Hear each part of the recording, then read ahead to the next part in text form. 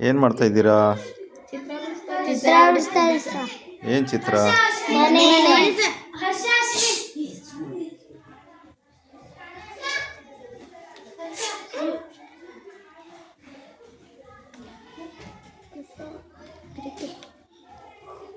Black colour ನೋಡ್ಬೇಕು, ಇದು ಬಿಡಿಸಿ.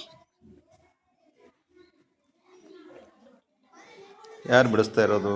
ಚಂದನ್.